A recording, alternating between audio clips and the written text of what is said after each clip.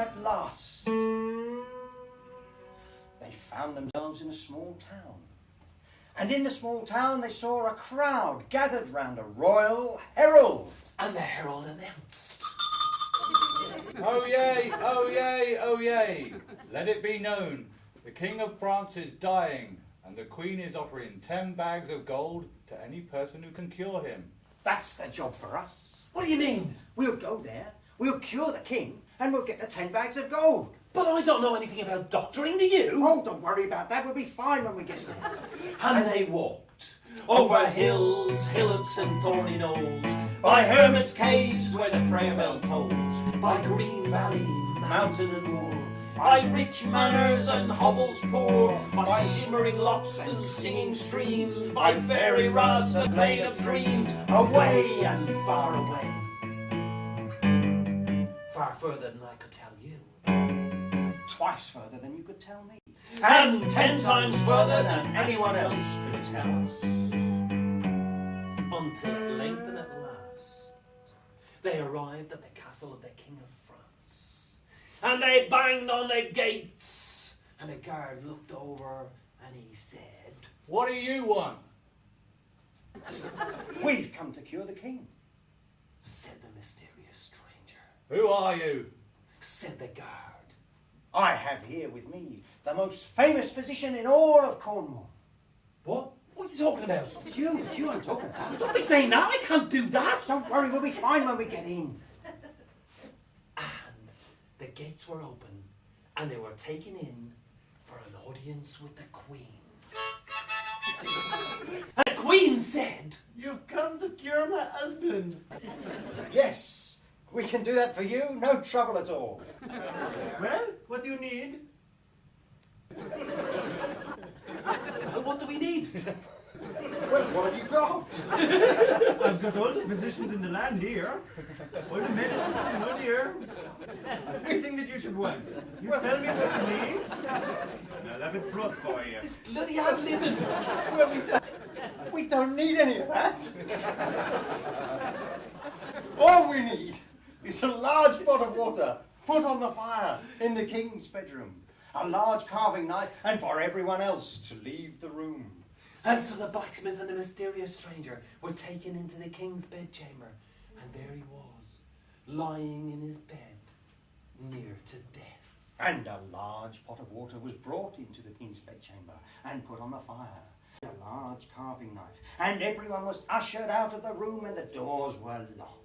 What are we going to do now? They're going to come back in here, they're going to find out we're frauds, and then they'll take us out and they'll execute us. Don't worry, just wait until the water boils.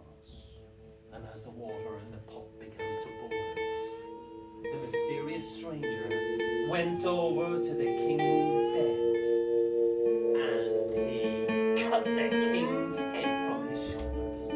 And he turned to the blacksmith and he said, Here, put that in the pot. and then the blacksmith put it in the pot, and then the mysterious stranger said, Now stir it round and round.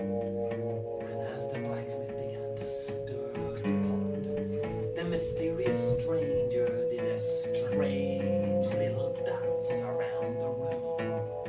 And as the blacksmith stirred the pot, he saw that the king's head began to shrink until it was the size of a melon, then the size of a grapefruit, then the size of an apple, then a tomato, then a pea, until it was gone altogether. It's gone! It's gone! The head's disappeared! I was doing the stir and then it just disappeared and it was gone! Don't worry, just keep stirring.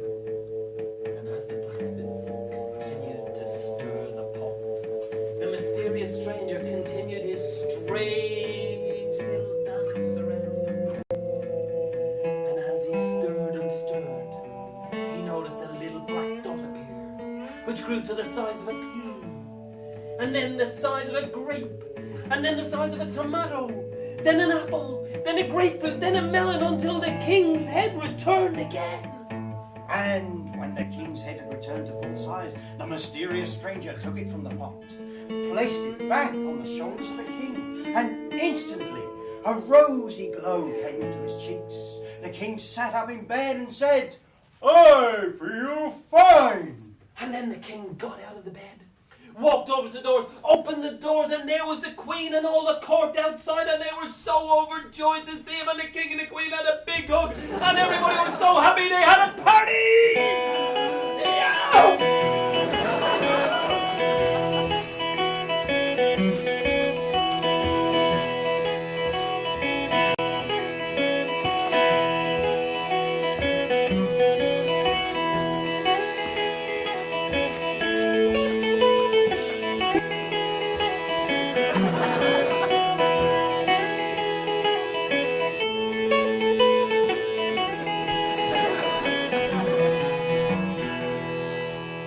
And the Queen offered the blacksmith his weight in gold if he would stay and be her personal physician. But no, that blacksmith just wanted to get out of there. He just wanted his 10 bags of gold and to go. And so he was paid his 10 bags of gold.